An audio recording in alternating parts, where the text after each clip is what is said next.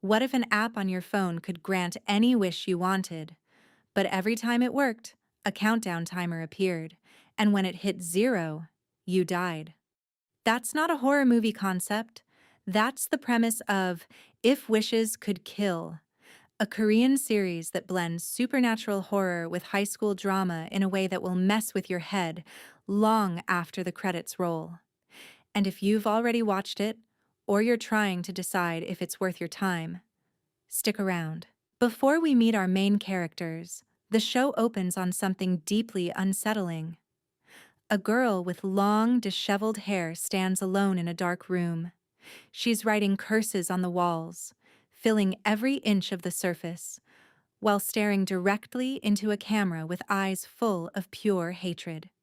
She curses everyone who destroyed her life, and then, calmly, she takes her own life as the final price for one last wish.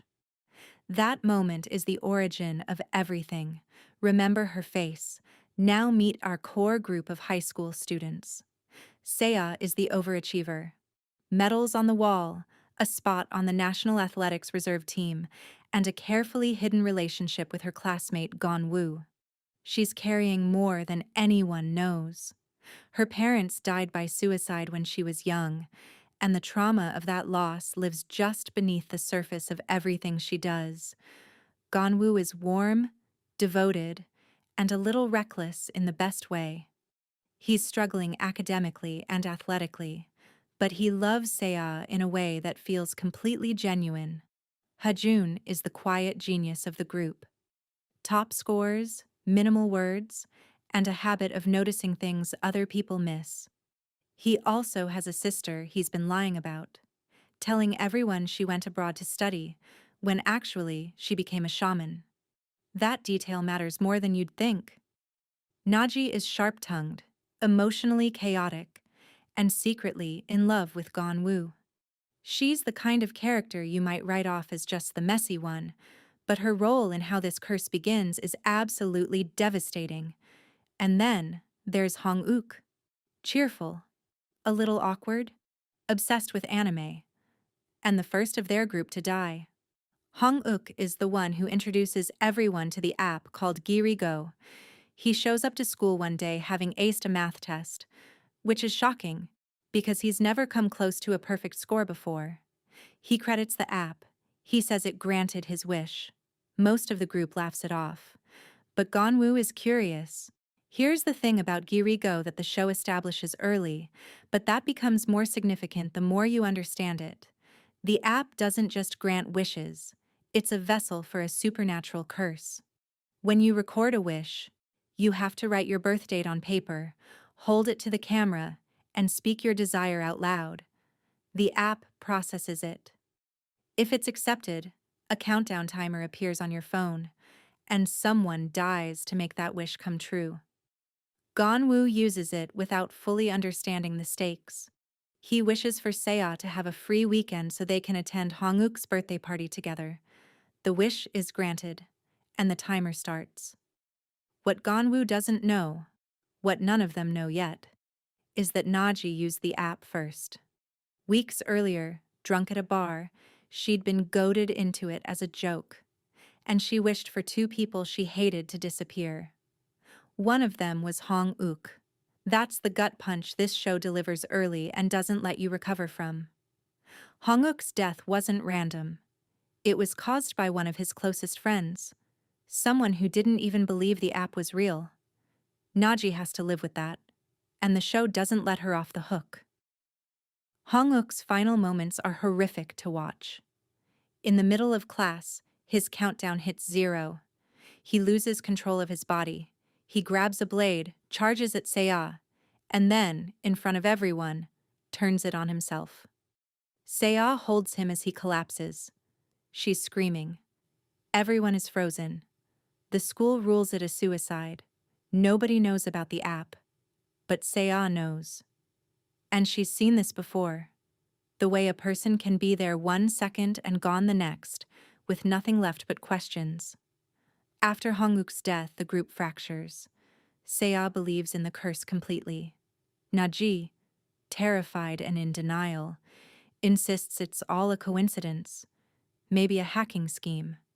They fight. Hard. Seah breaks down, admitting that every time someone around her dies like this, she's back in that moment with her parents. The trauma never really healed.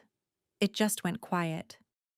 Eventually, Hajun discovers that the app can't be deleted, can't be reset, and can't be uninstalled. It functions like a system-level program, but its actual code is almost laughably thin. Something impossible is happening through something that shouldn't work at all. And then, Ganwoo gets possessed. This is where the show shifts from psychological thriller into full supernatural horror. After Hajun tries to overwrite the app's code, Ganwoo starts showing signs of something being very wrong, rubbing his eyes compulsively, staring into empty space. And then his hand begins to move on its own, fingers bending backward, slowly pointing toward his own face. The group runs. Hajun tries to hold him down. Ganwoo, or whatever is inside him, smiles a smile that doesn't belong to him at all. Seah hits him with a laptop. He goes down. He survives. But he doesn't wake up. This is when Hajun's sister enters the story. Her name is Ha-i-ang, and she's a shaman, the real kind. She's been living in a sealed house, unable to leave, because the power inside her body exceeds what a human frame can safely contain. The house is the only thing keeping her stabilized. Hajun has been ashamed of her for years. He told his friends she went abroad. He's been lying about the person who might be the only one capable of saving them. Ha-iang knows about the curse before they even explain it to her. She tells them what they're dealing with isn't just an app. It's a mai-hung, a cursed object that serves as a bridge between the living world and a realm of vengeful spirits. The app is just its current form. Destroy the app, and the curse finds another vessel. To end it permanently, they need to find the original source. The key scene here is when Ha-i-ang performs a ritual to pull Seah's soul back from a spiritual space where the vengeful spirit has trapped it. Inside that space, Seah is confronted with illusions. Hong-uk's death replayed, a version of her own mother, doors that lead nowhere. It's a psychological gauntlet designed to make her break. The spirit isn't just trying to kill Seah, it's trying to make her give up. Seah gets out. Barely. But in the process, she makes a critical mistake. She turns around. That one act of instinct breaks the protective connection between her and Ha-i-ang, and the spirit locks onto both of them. Ha-i-ang takes serious damage shielding Seah. Every time she uses her power, her chances of ever leaving that house decrease. She does it anyway. Now here's the layer most viewers might miss. The true backstory behind the curse. Two girls, best friends, Siwan and Haidong. Siwan is the daughter of a shaman, talented, tech-savvy, and deeply ashamed of her mother's reputation. The neighborhood calls her mother the crazy shaman who ate her husband. Siwan just wants to be seen as normal, so she distances herself from everything her mother represents, including Haidong, who she secretly cares about. Because she's afraid Haidong knowing the truth will destroy her social standing. Haidong is warm and trusting. She genuinely loves Siwan, and she has a crush on a boy named Dee-tai, who is in Siwan's writing club. The cruelest irony is that Siwan never told Haidong's secret. But Dee-tai found out anyway, through other people who suspected Haidong was the shaman's daughter. And he used that information to humiliate her publicly. He put her video confession of her feelings on the classroom TV.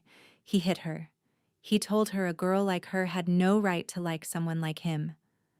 Haidong goes home that night and does something unforgivable to herself and to everyone around her. She uses the people control ritual her mother's collection had taught her. She wraps Dee-tai's name tag around a wooden effigy, carves a face into it, drops her own blood on it, and then she opens Siwan's Wish app, stands in front of the camera, and declares that everyone who humiliated her should go to hell. Then she takes her own life as the offering to make it real. In doing so, She doesn't just curse Ditai and the people who hurt her. She turns herself into a vengeful spirit, one bound to the app, forever hunting anyone who uses it. And because Siwan's app was the vessel, Siwan herself is implicated in ways she never intended. There's a moment in the final act where Seiya realizes something. In every near-death experience she's had, in every vision, Haedong's ghost has appeared, but never attacked her directly. Instead, she pointed, guided, tried to show Seiya where to look. Haedong isn't the monster.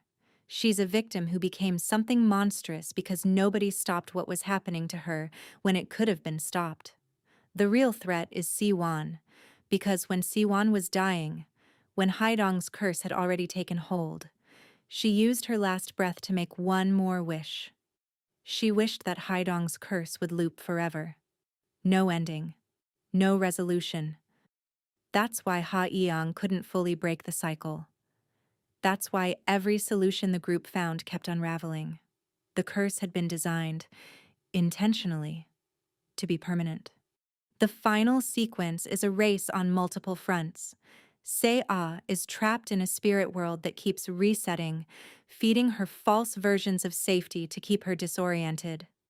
Ganwoo has to physically carry her up a hillside in the real world, following a compass that spins toward her spirit, while all the lights go out around him. A possessed Naji is hunting Se-Ah with a blade. Ha-Eong, injured and barely holding on, is fighting Siwan directly in the spirit realm, while her brother watches from the real world, unable to help. The resolution comes down to a phone, specifically, the red phone, Haedong's original device, which became the true cursed object when she recorded her wish on it. The red phone is the Mai Hung. Sia finds it, and Ha-Eong uses the last of what she has to drive an arrow through the app interface on Siwan's device, collapsing the entire spiritual architecture Siwan built. It ends. The app disappears from every phone. Girigo is gone. So is If Wishes Could Kill worth watching? If you like stories that layer a supernatural mystery over real emotional damage, grief, shame, guilt, the way one person's pain can set off a chain reaction that destroys everyone around them. Yes, absolutely. The twist isn't who dies, it's why. And once you understand that a drunk girl making a joke wish at a bar, a tech-savvy teenager building an app as a school project, and a hurt girl who just wanted someone to be held accountable, all three of them created something none of them could control, together. The whole thing lands differently. Watch it. Then watch it again and look for the moments where Haedong is trying to help. She was always trying to help.